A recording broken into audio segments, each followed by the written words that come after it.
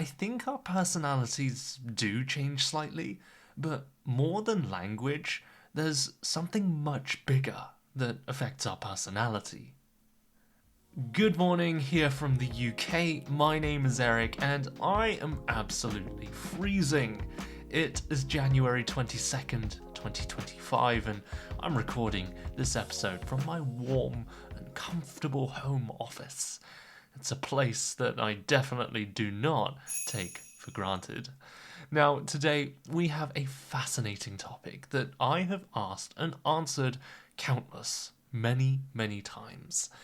Do our personalities really change when we speak another language? What do you think?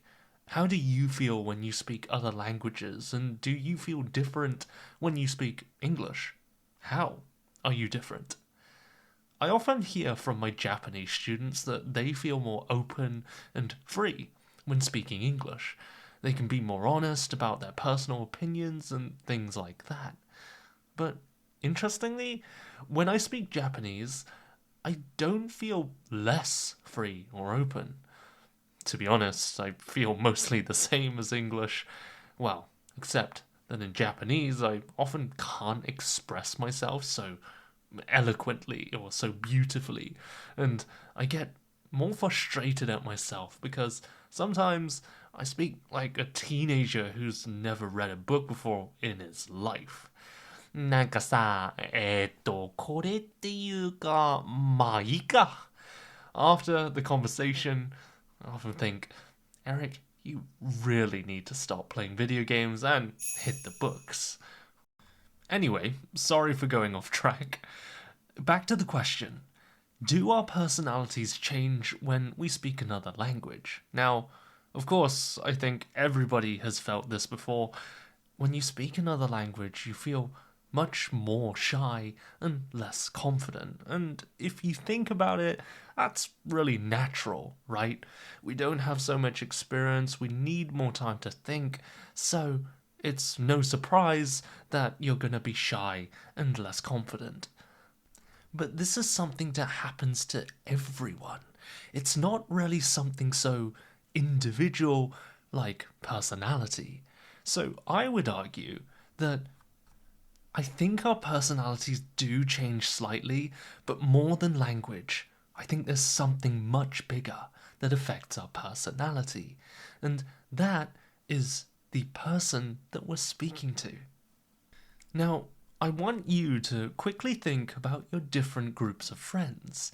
They could be friends from your sports club, or maybe previous university friends. Depending on your group, they all have a different vibe, a different atmosphere. Sporty people tend to be quite active and energetic, whereas friends from a book club might enjoy having deep discussions and they might be very good with their words. But you, yourself, you're the same person, but maybe the way you speak and the way you feel might change a little bit when you speak to your different groups. We like to think that personality is set in stone. In other words, it doesn't change.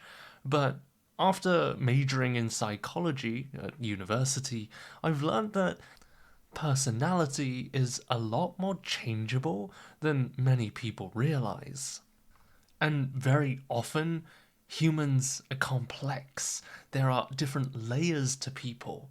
And I think you can see this often when you look at some of your closest friends. I'm sure all of us have at least one person, one friend who is really shy in public, but when you're speaking to them in private, they're just like a completely different person, especially when they're talking about something that they're passionate about. They're just so lively and energetic, and you kind of wish that everybody knew about this wonderful side of them. But in addition to groups and our relationships, there is another thing that really can affect the way we speak and the way we kind of show ourselves, and that is culture. Earlier, I mentioned that my Japanese students often feel more free and open when speaking English, and I have a feeling, this is just my theory, I'm not sure, but I have a feeling that it's because of the cultural hierarchy and the difference between Japan and the UK. If you've ever studied Japanese before, then you might have heard of this kind of politeness system called Keigo, Sonkeigo, and Kenjogo. There are so many different types, it's super confusing.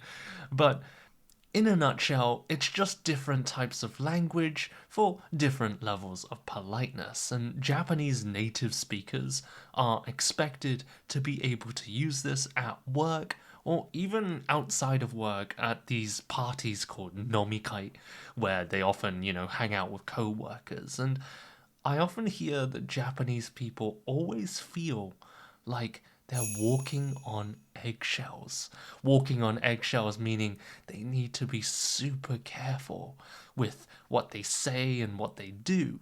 If they don't use the right language at the right time, then they might offend or be rude to their co-workers and especially their bosses. But in English, we don't have any of that. English is easy peasy compared to this complex hierarchy and polite language system. Of course, we do have slightly more polite ways of saying things and casual ways of saying things, but it's definitely nowhere near as complex as Japanese. And that's probably why my students have said that when they speak English, they feel more free or open to express their opinions because they don't have to worry about all of this rubbish. Well, it's not rubbish, but it's stressful and tiring to think about these things. But back to personality. Don't you feel that sometimes when you're with work colleagues or at school, sometimes you just feel like you can't be yourself? You're almost wearing this kind of facade or persona, that is, a fake version of yourself that you show to the rest of the world. But when you're alone or hanging out with your closest friends, that is when you can be your natural self. Because when you're with those close friends, you don't have to worry about things like not offending people or making a good first impression. You can just relax, make jokes, and just enjoy the moment.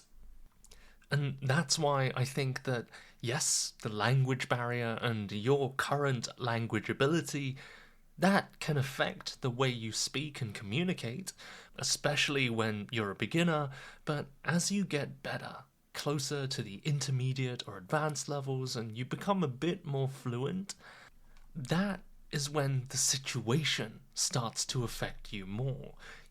How are you feeling on that day? Are you in a good mood? And what's your relationship with the person you're talking to? Are you close friends? Or are you just co-workers who see each other once in a blue moon? One of my favourite things about teaching and studying languages myself is seeing how people change. Earlier I said that personality is not always set in stone. If you want to be a good speaker, you need to speak to real people. And it doesn't matter whether you are already shy or confident, everybody needs to practice. So the people who are really determined, really passionate about improving their language skills, and speaking particularly, they force themselves, they push themselves into these social situations like meetups in their city, or if they are lucky enough to have the time and money, even go to study abroad. And it's not an exaggeration to say that this is a life-changing experience. Like, it changes your personality completely. Because you have to go out of your comfort zone and try talking to loads of people. And this can be a really stressful experience, right? You feel nervous, you think about and kind of prepare what you want to say, even before you go up to someone and start talking to them. Now, of course, as your English or any language ability gets better, you become more fluent and you can have conversations at any time. But your first few days or weeks in a foreign country, it's really stressful. But after having tens, no, hundreds of conversations, an interesting thing starts to happen. From having all of these conversations, you realize, yeah, speaking to people in another language is really tough. And I get really frustrated when I can't speak well, but I've been talking to a lot of people. I've been finishing these conversations, and people can understand me, even if my English is not perfect. And especially if you're lucky to make foreign friends, that is a huge boost in confidence and motivation. And as you become more comfortable just talking to strangers and asking for help in supermarkets, when you return to your own country and start speaking your native language again, you realize that things are a lot easier and that socializing in your mother tongue, it's just a piece of cake compared to everything that you just experienced. So, yeah, speaking in another language can change our personality short term, while we are speaking, but the experience of traveling abroad, making foreign friends, and just learning more about the world, I think that has an equal, if not much larger effect on our personality and the way we think and do things. Today, as we approach the end of this podcast, I would love to talk about personality from a psychological perspective and all of this stuff that I learned in university, but I don't want to bite off more than I can chew, so we're going to end it here. But I would love to hear about your experiences, if you've ever been abroad or maybe you've gone to lots of meetups in your city and made foreign friends. Has learning another language changed your personality? And when you're speaking a second language, does your personality change in that moment? And more interestingly, do you ever code switch? Code switching meaning you switch languages in the middle of the sentence. Maybe there's a special word that doesn't exist in the other language, so you have to switch. For me, I often speak Cantonese to my mother. Cantonese is a dialect of Chinese, but I also speak English to my father. It's a complicated situation, so I won't explain it now, but at least for me, I don't change that much when I switch languages, even in the middle of the conversation. But how about you guys? Right, let's end it there. I need to go and have a nice English breakfast to start my day. So I hope you have a wonderful day, take care, and bye for now.